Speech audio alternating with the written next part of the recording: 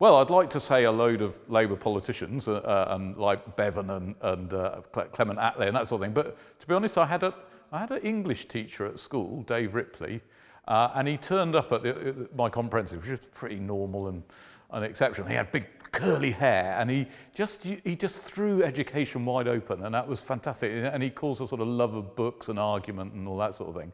And then probably my wife and kids, actually, because I spend so long with them, and they're the ones that really tell me when I'm being boring, tell me when I'm going off on one or way offline. My kids are really good because they're so honest, and so if I'm saying something that's like getting a bit old and fuddy-duddy, they really pull me up on it and saying, you know, that sort of thing. So I think probably wife and kids I'd have to go for. Right, well, I've thought about this bucket list for ever since I've been in contact. I haven't thought about it before, and I thought, what's on this? So I suppose the first thing, I love diving, and I also like archaeology, so I'd love to dive a sort of medieval vessel, maybe with a load of gold. That would be quite handy, but something like that. So that's one thing. Skydiving and all that sort of thing, which is something I've never done. But actually, crowd surfing at Glastonbury, I'd absolutely love to do that. Now, I know probably you get dropped and break your neck, but that looks fun. And then the last thing that's always obsessed me, actually, is desert island discs. I'd love to be on desert island discs. So that's my sort of bucket list.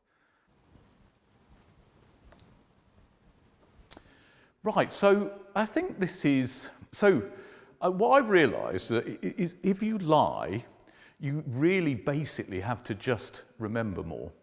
So what I've realised that if you've got a poor memory like I have, it's easier not to lie because you don't have to remember what you've said to different people. So just tell the truth. And I learned that from quite an early age, actually. It's just much easier for you to tell the truth.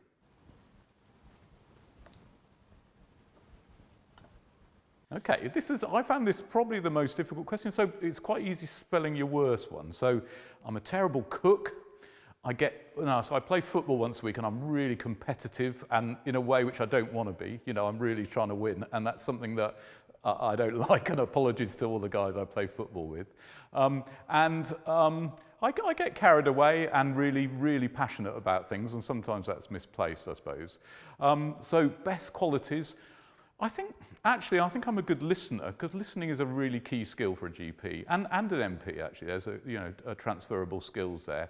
And I'm empathetic, and I also can get people working together, and it does feel like I'm good at that. And as I say, I found that the most difficult question to answer.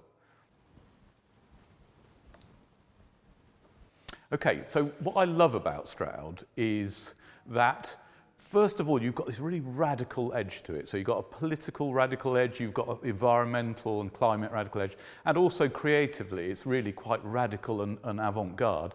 But combined with that, you've got this almost old-fashioned in the fact that people actually look after each other in a real community way. And I really found that in Dursley when I first started working there. I was really shocked. It was really encouraging and lovely to see people looking after their neighbours in a way that doesn't happen everywhere in the UK. So I love that combination of things. One without the other would be not quite enough, but radical and caring, I think.